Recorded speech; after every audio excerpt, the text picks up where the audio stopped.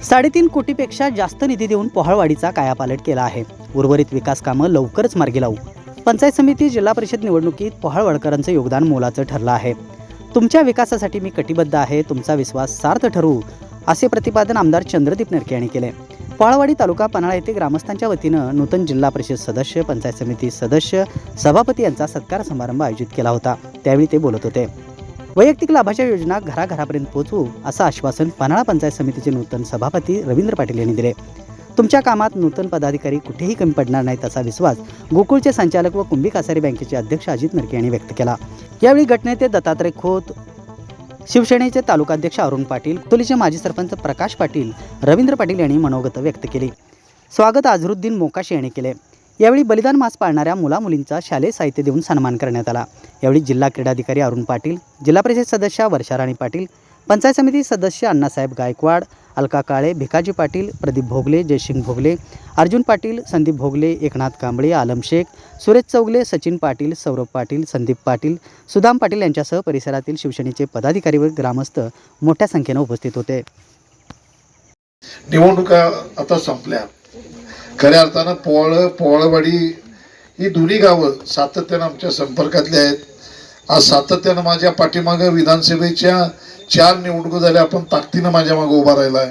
आणि मला वाटतं अनेक राजकीय जीवनामध्ये अनेक प्रसंग येत असतात, पण त्या प्रसंगाला सामोरं जाऊन आपण सगळ्यांनी ते बाजूला करून परत आता कामाच्या नवीन माध्यमातून लोकांच्या समोर यायचं आहे। तुमच्या सगळ्यांच्या सहकार्यामुळं या पोहळवाडीतील आमचे सर्व लाडक्या बहिणी असतील, लाडके भाऊ असतील, आमचे सगळे सहकारी मित्र असतील, तुमच्या सगळ्यांच्याच मुळे या पंचायत समिती आणि जिल्हा परिषदमध्ये हा विजय प्राप्त झाला।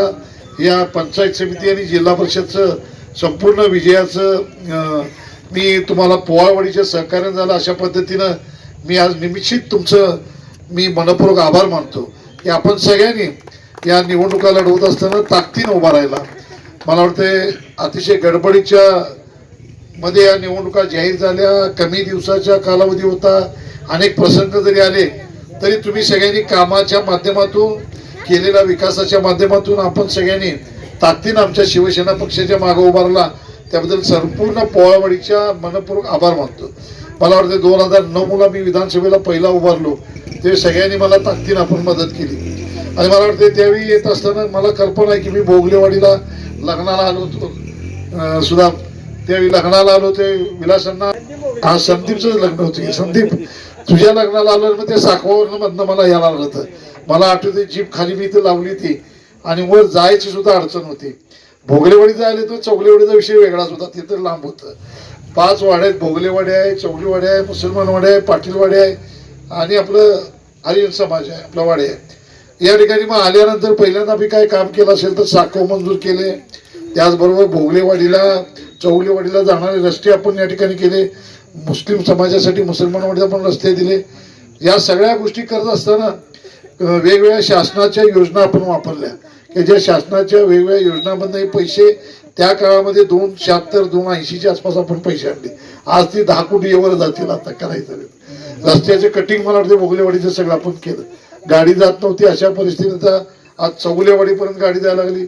ही सगळी जुनी माणसं आहे, पूर्वी त्याला DC साहेबांच्या पासून तुम्ही सगळी एकत्र आहे। नळ पाणी पुरवठा करत असताना सुद्धा आपल्याला अडचणीवर मात करून ही नळ पाणी पुरवठा केली, त्याच्यासाठी आपण मदत केली। मला वाटतं या सगळ्या गावातल्या लोकांना मी एवढंच सांगतो की आपण आता आमच्या सर्व लोकांना ताकदीनं या ठिकाणी निवडून आणलंय।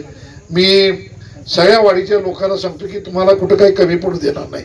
मला आजरनं सांगितलं की पाण्याचा प्रश्न आहे, मी डेप्युटी इंजिनियर सभापती, डेप्युटी इंजिनियरला पाणी पुरवठ्याच्या डेप्युटी इंजिनियरला घेऊन या, दत्ता पाणी घेऊन या, PM सर तुम्ही आता मगाशी सांगितलं प्रकाश काटकर की तुम्ही आम्हाला काय काम आहे ते सांगा, काम सांगा पण, आणि आता तुमची ताकद एवढी झाली पाहिजे की तुम्हाला काय काम आहे माहीत झालं पाहिजे। तुम्ही फिरला तर त्यांनी सांगायची आवश्यकता राहत नाही, तुमचा संपर्क सतत असला तर कुठला रस्ता आता खराब झाला आहे, कुठलं काय झालंय, आता सुद्धा हे रस्ते करून बरीच वर्ष 10 वर्ष होऊन गेली, त्यामुळे रस्त्यांचं परत करायला पाहिजे। मी प्रत्येकाच्या वाडीवर येऊन नंतर भेट देऊन जातोय, अगदी चौगलेवाडीपर्यंत जाऊ।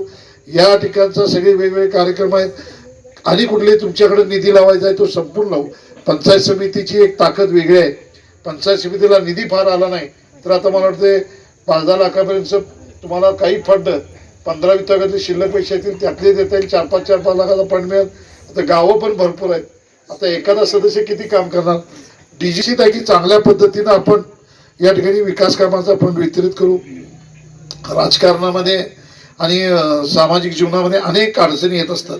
या अडचणीला तोंड देऊन आपण येणाऱ्या संघर्ष करून आपण या ठिकाणी उभारत असतो.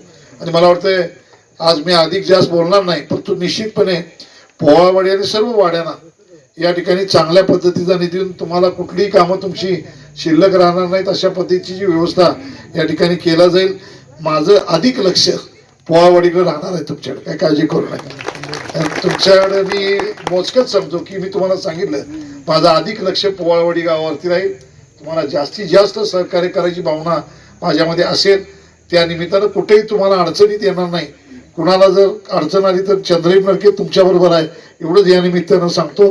कुठल्याही प्रसंग आला तरी चंद्रहीन नरके तुमच्या सगळ्या सेवेसाठी हजर आहे.